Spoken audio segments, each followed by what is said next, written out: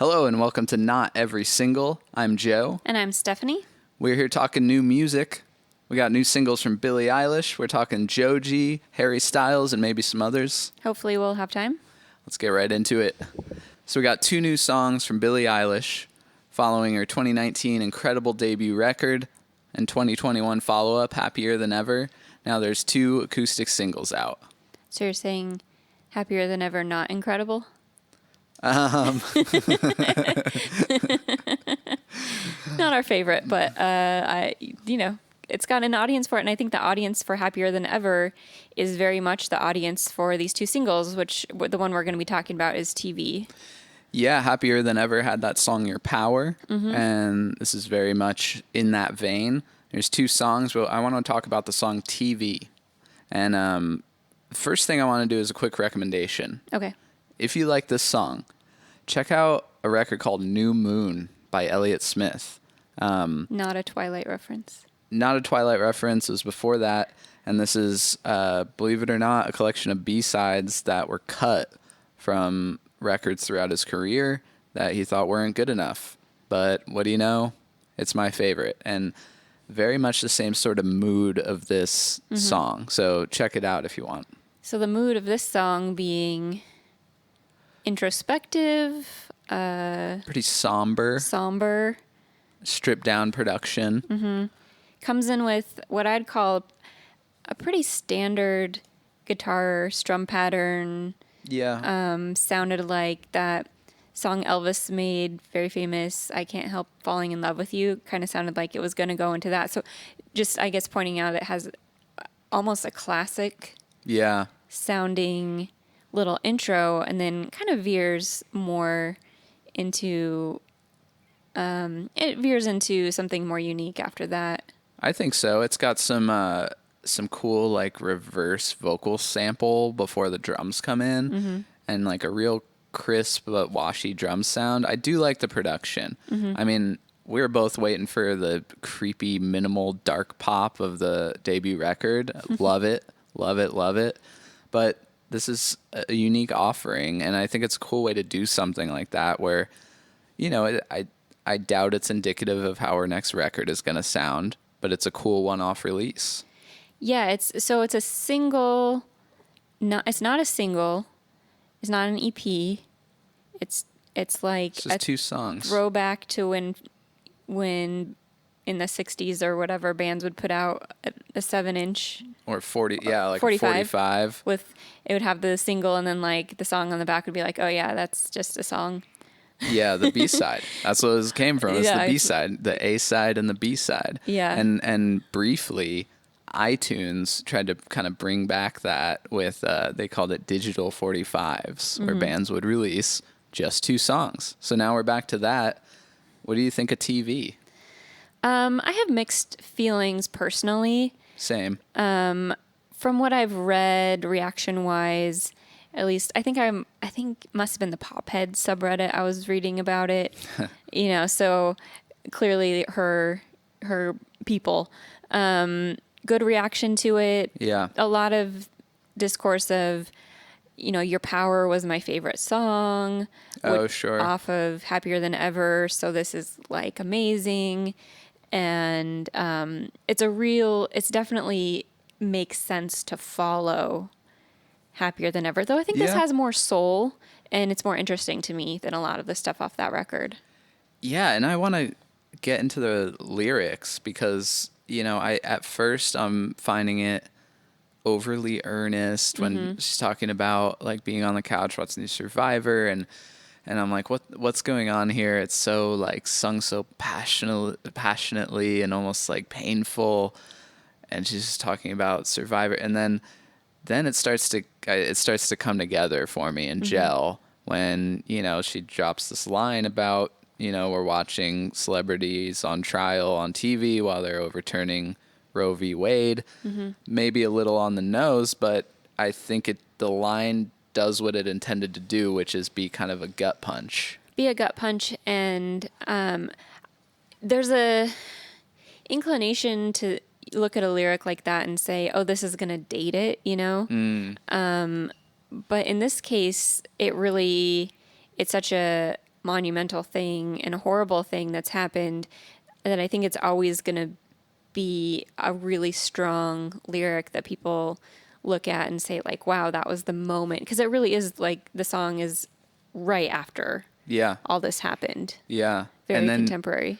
And then right after that, what I really love is going into that refrain at the end, maybe I'm the problem, which it's something I really love that Billie does with her lyrics is she kind of always turns it back on herself and does some self-reflection. And, you know, I don't know what this line means for her. Is it, you know, guilt of inaction or other weird feelings that you feel when something horrible has happened? I don't know, but it really tied it together for me at the end. Well, the song clearly also is about, you know, depression or going through the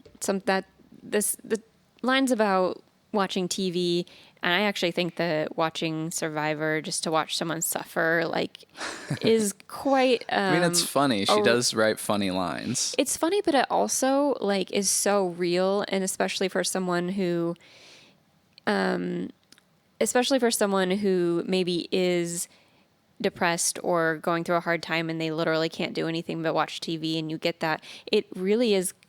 I think it's also an emotional line for people, not just kind of a funny one, depending on how you're coming into it. And so I think it leads really well into that. Maybe I'm the problem. Like, what am I doing? I'm just laying here. I can't. Sure. I can't get out of this. Yeah. Yeah. So I actually think this coda, I'm calling it this. Maybe I'm the problem. That's a better name. Yeah, coda. I think it's really great. Almost would say it's kind of brilliant. Yeah, and okay, so let's talk about production. Mm-hmm. Phineas, her brother, obviously has produced everything she's ever done. And what I like about him, sometimes it works, sometimes it doesn't, but he always swings for the fences production-wise. He makes bold choices, and they're not usually very disguised. If he's going to do it, he does it. Mm-hmm. And in this case, it's a concert crowd singing along with her at the end. Yeah, you're listening to the coda, and she's repeating, maybe I'm the problem. And suddenly these claps come in, and when those come in, I think, oh, cool, like a clap, percussion. And then the crowd starts to come in, and then I'm thinking, do I like this? And I think it can go either way. I believe that what she's doing with the song is and she performs this live from what I've heard is she does perform this song live and people do sing along to it. And I think this is probably a real crowd sound take. And so it's almost like inviting in her fans into this song and being like, we feel that we all are feeling this. Yeah. And it makes the connection so strong. I think from a production perspective, like a little more like analytical wise, I'm listening to it thinking, I wish maybe the crowd sound had come in a little bit and then it was just more layered vocals of the same line, maybe a counter melody. I think that would be really cool. But I get why, and I think it's probably more meaningful to her, especially her really strong fans. It's a good point because she has such a strong, close connection with her fan base in the first place. Mm-hmm. I think you're right. It is like inviting them in. It's almost like they're on the track. Mm-hmm. They're sharing in the yeah, and you're not just listening to her voice. You're listening to this crowd, and when you're in a crowd, when you're at a concert in a crowd singing along, it can be very emotional, and it gives someone a chance to feel that way, even if they can't. Even if they're feeling that same state of I can't do anything. I have to also mention just real briefly that something I thought was cool, which was she's going from the regular part of the song saying maybe I'm the problem, and then it switches to the repetition. She actually changes the phrasing when she switches over slightly, which is very subtle, but I just thought it was cool. I thought it something cool. Maybe not everyone would notice, and I didn't notice it the first time. I thought, she's doing different phrasing and she has to change it to get into this repetition, and it's really seamless. Yeah, that is awesome. I love it. Cool little detail that just to make the song flow better. Billie Eilish, 2 new singles. Looking forward to the 3rd record. Always a fan. Yeah. Let's good for her. Yeah. So. Oh, I had my recommendation too. Oh, really okay. quick. I highly encourage anyone, if anyone loves these 2 singles, I'm always trying to get people to listen to it. Hayley Williams from Paramore, she's done some solo stuff.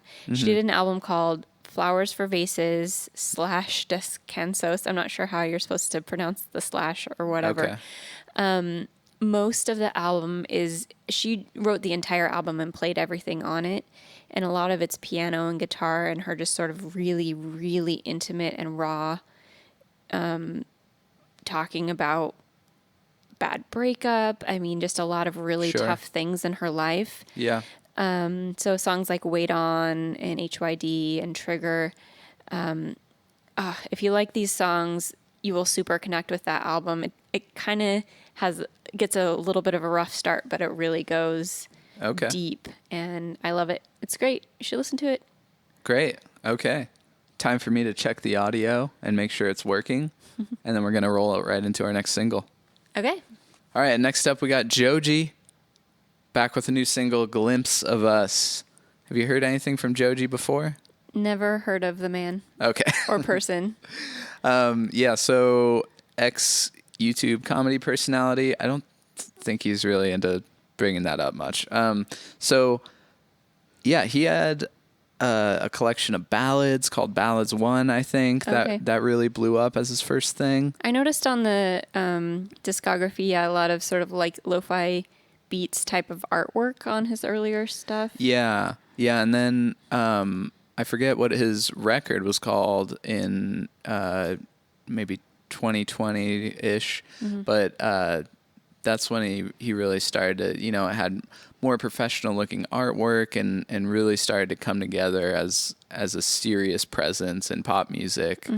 And this single, Glimpse of Us, I think is it is again a ballad, which he's done before, but a pretty unique one. What do you think of this song? Yeah, I mean, coming in completely blind, not ever having heard any of his other stuff, I don't have context. I can't compare it to his other stuff. I thought this was really beautiful. I thought, it's hard because I've only heard it just today for the first time. I listened to it a couple of times, so I have to listen to a song quite a bit before it really takes hold in my mind. But I definitely was pulled in really quickly, and it's something I would definitely listen to again. Cool. I'm glad you liked it. Yeah. So, yeah, I mean, first off, it reminded me of this Beatles song, Because. I don't know if you know that one, but it's the very minimal, mostly layered vocal song they have. Okay. And it kind of gives off those vibes.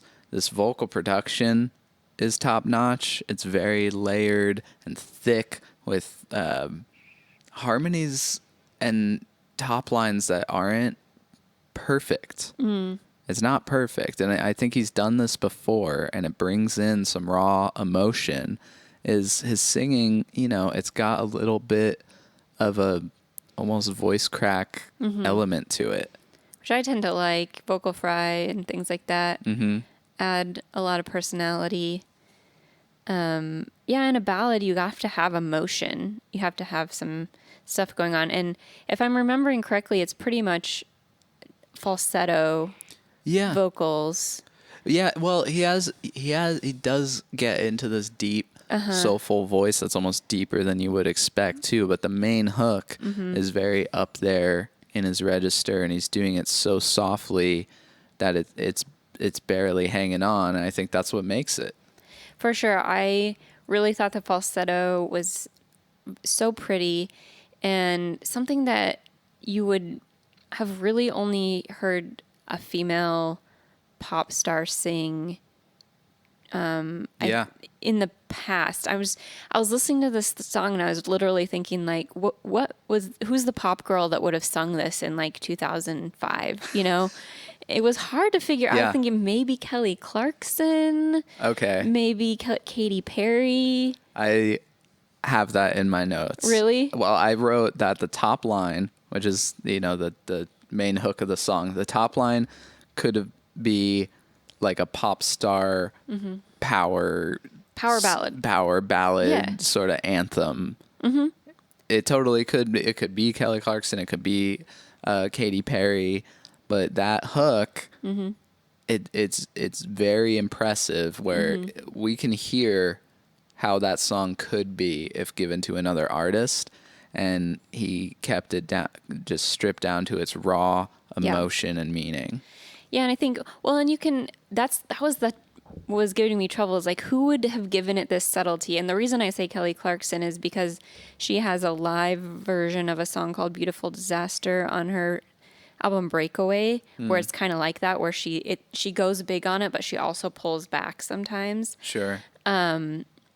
But yeah, you're going to usually, this kind of a song is going to get belted most of the time. Yeah. Like, if I sang this song, I would be so tempted to just belt it, like, for real. Oh yeah, it would be the mid-tempo power ballad by a big pop star.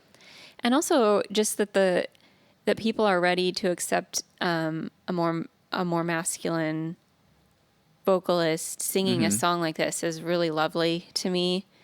Oh, absolutely, Really yeah. raw and vulnerable. Vulnerable. Definitely vulnerable. Yeah.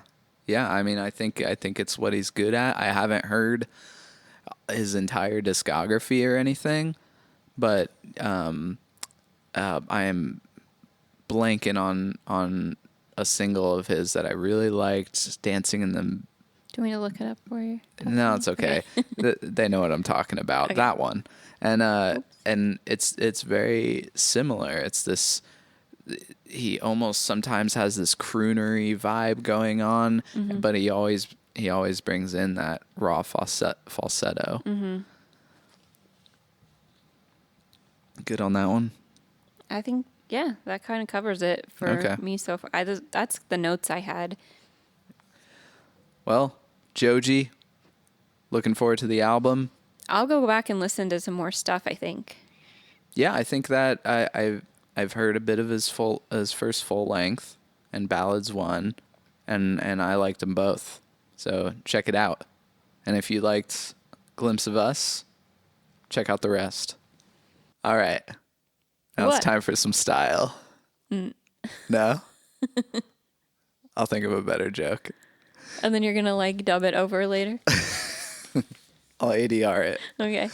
All right, we're talking about As It Was by Harry Styles. Not the newest single in the world, but still kind of at the top of the charts. So we wanted to talk about it. I think it's like top of the charts right now. Yeah, I mean, one thing I wanted to maybe talk about is this weird lack of a song of the summer kind of, and if you... Yeah, it's like the end of July. I've never really seen it happen before where we didn't have like some new happy Justin Timberlake song that's like the song of the summer or something like that. And this is maybe a candidate if you had to pick one. I mean, somehow Running Up That Hill is the That's song what I of was the going to say. summer. It's the song of the not summer. a summery song. It's a song from 40 years ago, but I would say that's probably the song of the summer. It's just taken over. But if it wasn't Kate Bush's Running Up That Hill, I think maybe it would be As It Was by Harry Styles. I'm actually a little perplexed why this is a good song. Why this is the single? It's a little subdued. Did you listen to the album? No, I didn't listen to the album because I think that maybe since I haven't heard much Harry Styles, I think maybe visiting his discography could maybe be its own video. I think he just has one other album. Maybe, but I liked two. this. I liked this. Did you have a thought of what people say this sounds like? What band? Well, okay, so I wrote a couple things down. Okay. The synth that starts the song gives me Aha vibes. Okay. Take on Me, you know. Obviously, it's not as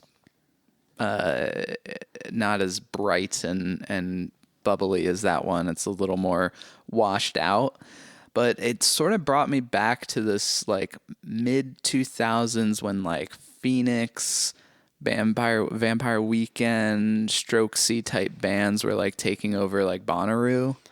Okay, so I have seen multiple people saying that this sounds Strokes influenced.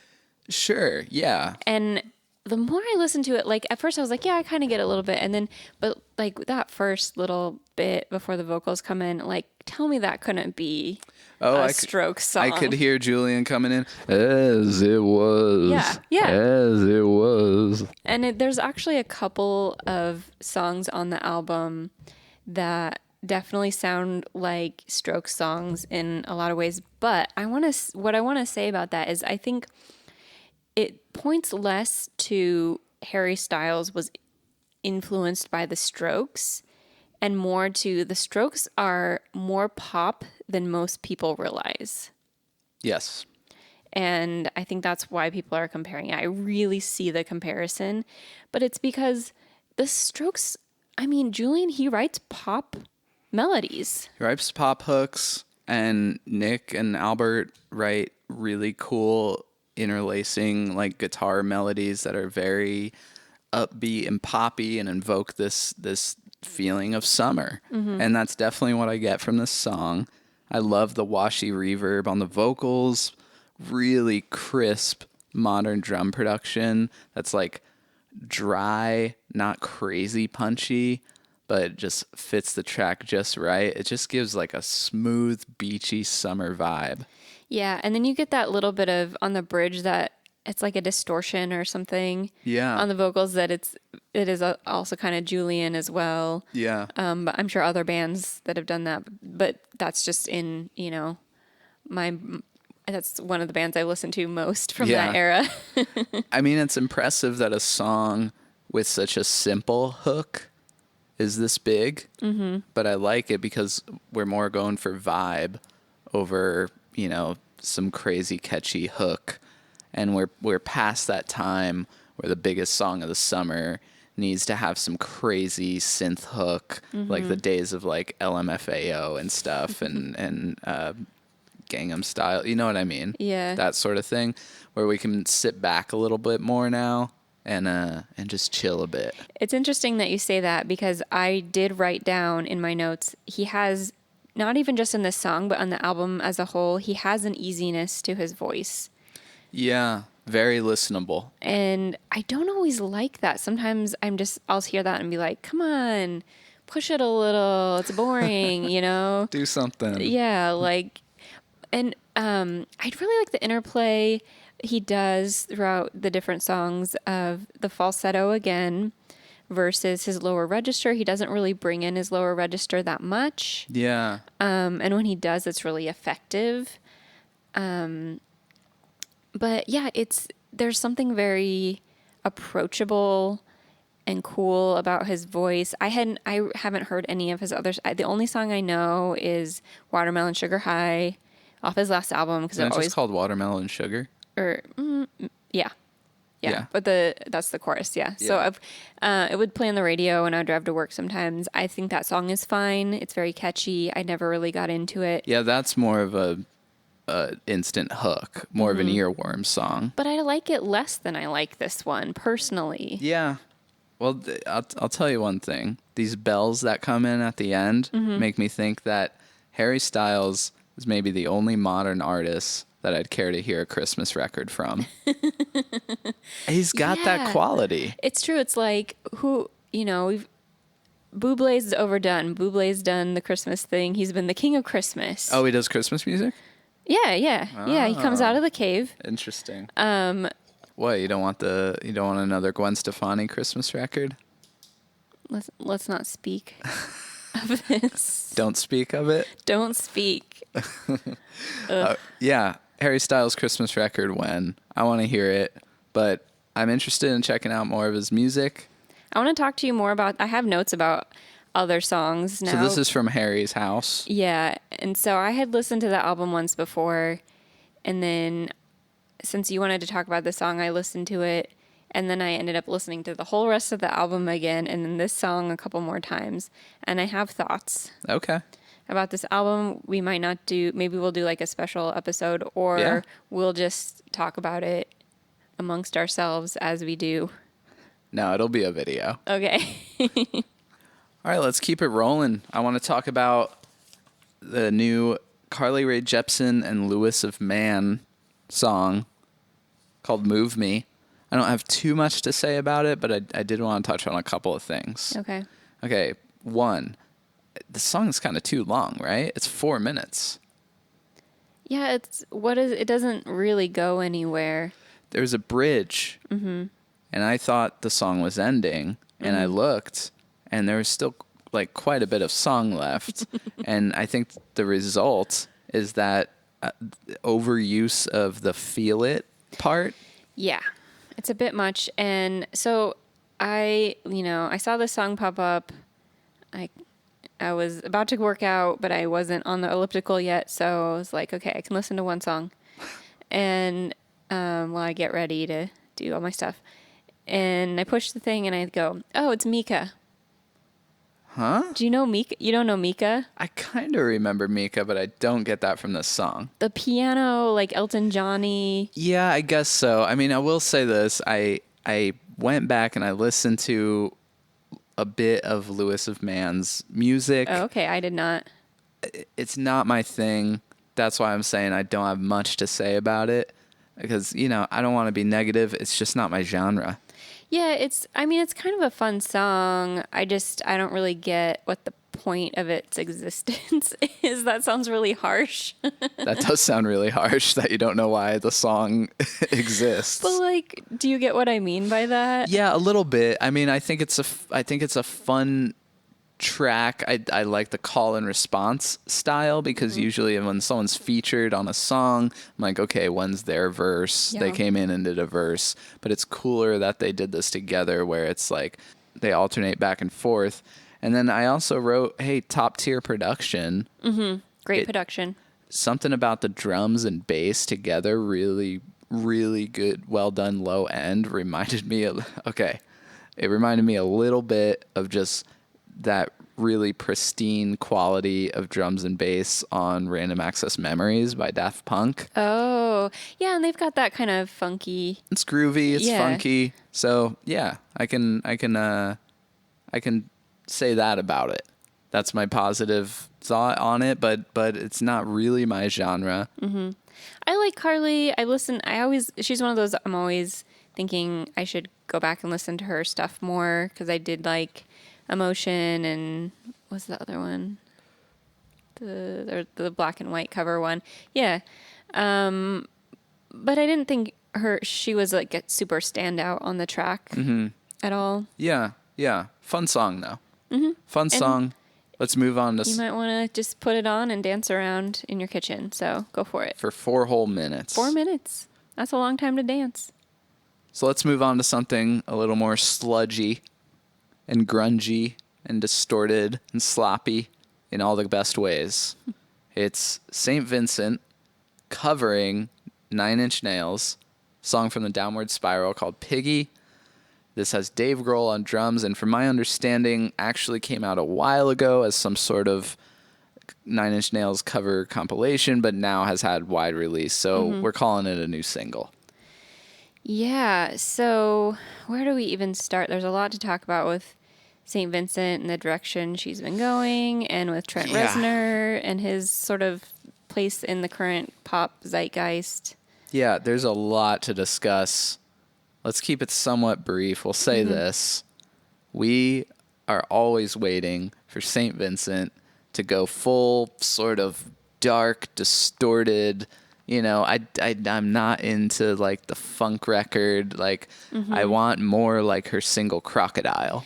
So we got into St. Vincent, I think, when Strange Mercy had come out. 10 out of 10 record. One of my top favorite records. Over time, I've really gotten more into her previous records. Actor and Marry Me, Actor in particular. Yeah. Self-Titled has some cool stuff. Mass Seduction. Grown on Me. And mostly because of the live The live show. shows, Yeah. which have different versions and like a little harder, cooler. It just hits harder. It's got more power to it that I wish was felt on that record. Yeah. And so after Strange Mercy, she puts out, like we were talking about, 7-inch, 45, whatever. Yeah. Crocodile and Grot. And Grot. And Grot's a cool song, but Crocodile is like, it was a revelation. Like when I heard it, it was just like, oh my gosh, is this what she's doing next? Well, no, next she did a record with David Byrne, kind of a fun record. Yeah. But it really like took her in a completely different direction. Yeah, it's like she never really had a chance to come back to that after the David Byrne record, because then the next record felt like an extension of that collaboration, bringing the horns with her and everything. Right. And you know, we've gotten a glimpses of it. Second half of Huey Newton, you know, great. Some crazy fuzz here and there on Mass Seduction. Daddy's Home, totally not my thing. I'm not into the funk redux records these days, but you know, then she comes out with this and it's like another little tease. It's like, a tease, yeah. Here's what I could be doing. And on top of the fact that before decided to make Daddy's Home, she was going to do a Tool inspired album and she scrapped it. Yeah, that quote will haunt me forever. Don't tell me what I can't have because I want that really bad. And so the fact that she's like covering a 9 Inch Nails song is just like, is it finally going to happen? I hope so. I mean, I'll say this. It's got a little bit of an identity crisis going on with like, I don't know if you noticed that the branding, like, it almost looks like Metallica's Black Album cover, but it's still got like her bubble like letters, like her, the 70s style. her 70s funk logo and stuff. The song's from the 90s. The song is an industrial sort of jazzy track from Downward Spiral from '94. I did listen to the original out of curiosity. Yep, I had never heard it before. Is that maybe the first thing you've heard from Downward Spiral, or have you heard Closer? I've heard Closer. Okay.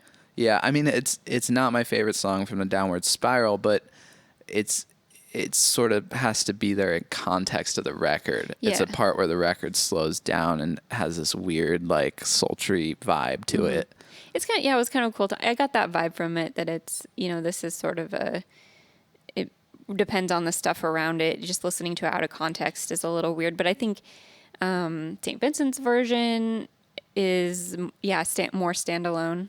Yeah, and these drums are crazy. Yeah, I didn't know it was Dave Grohl. That makes so much sense. It's so, you got interesting panning going on, and just like it's cutting in and out. It almost feels like tape loop samples of drums and stuff. It's so cool, and but again, with this sort of identity crisis, like, you have the logo there that throws me off before I even hit play. Like, what? This is the logo for like a 9 Inch Nails cover. And then the backing vocals are sort of that 70s backing that she's using on Daddy's Home. So it feels like a little confused to me. But I'll take any tease I can get of her going full fuzz. I think she's a crazy fuzz guitarist. Yeah. I miss that St. Vincent guitar work. I mean, some of the stuff on Strange Mercy, she has a song that like the vocal melody and like the guitar riff are like different time signatures. Yeah. Oh, you're talking about the thing in Cruel. Yeah. Yeah. Like there's a little documentary where she's like, every time I sing this on stage, I think I'm going to mess it up. It's like a leap of faith every time. Yeah. And I was like, how can you even do it? Yeah. She's so talented, and, you know, she's allowed to do whatever she wants with her career, but in our heart of hearts, we're allowed to want that Tool-inspired record. We're allowed to want her to have Trent Reznor come in and produce. Oh, yeah, please. That'd be amazing. Yeah, I mean, you know, we won't get into Jack Antonoff, but if Reznor and Ross came in with St. Vincent, dream team. Yeah, that's a dream team right there. because we love that Halsey record they did. The Halsey record, again, I mean, I am baffled how that wasn't the biggest record of the year, honestly. Me too. And now for something completely different. I want to talk about someone who I've never heard before. This is the first time I've heard one of their songs. Montell Fish with the song Darling. Mm-hmm. I loved this track. I thought it was genre bending. You have acoustic, you have shoegaze elements, you have this crazy drum thing that comes in that's out of phase. It's out of phase, and it's intentional. Usually something being out of phase is an error. Yeah, it's got that weird, it's hard to explain what that means, but you hear the drums in the song, you know what I mean. Mm-hmm. Out of phase, it doesn't sound right. And they're using that as an effect to the advantage of the song. It keeps it so interesting. The main thing I wrote about this song is it kept me guessing the whole way because I thought, is it going to explode? Yeah, so you found the song. I didn't notice it being a single on his Spotify page, but it was like in a top new songs of the week or something. Yeah, I was just listening to like top songs in the US this week or whatever, and this was pretty close to the top. And I'm really impressed with it, and it's sort of keeping within the style of like the Billie track and the Joji track of like we got a lot of subdued, sad sounding music right now instead of a big pop anthem as the song of the summer. I really saw the thread too, and especially I think when you go back and listen to Harry's House, you'll see there's some really strong connections to some of Harry Styles' ballads on that album as well. And the falsetto. Again, I said there's a lot of really interesting falsetto. It's like ethereal vocals, really ethereal vocals. And then he bring in a deeper vocal to sort of counterpoint, really good dynamics. And I also noticed the lyrics kind of about halfway through the song, like no new lyrics, basically. Yeah, this was definitely more about this build up, momentum, then come down, then build it back up again. And then I don't know when it's going to end. Is it going to explode into this big grandiose shoegazy thing? And it didn't, but that's fine. I still liked it. Yeah, it's kind of in conjunction with TV. You know, you've got this repeating lyric at the end, and it goes in a different direction, but it kind of goes counter to your expectation, which is cool. I'm definitely going to be checking out more of this artist. I want to hear the album. I want to talk about the album. Yeah, and just looking at the track listing, I didn't get a chance to listen. I think it might even be a concept album. It looks like a story of a relationship based on the titles. I just thought this was, again, like, I feel like lovely is kind of the buzzword. It was a lovely, beautiful, the words I wrote down were like, there's despair and yearning in the verse. There's a fragile desperation in the chorus. And I think that's what people are doing right now. And not something that I was aware of personally as sort of I don't want to say trend, but just what's happening in the moment right now, until you were like, we sort of come together and like, okay, I was listening to this, you were listening to this, like, let's talk about these songs. Like, these all are having a little somber.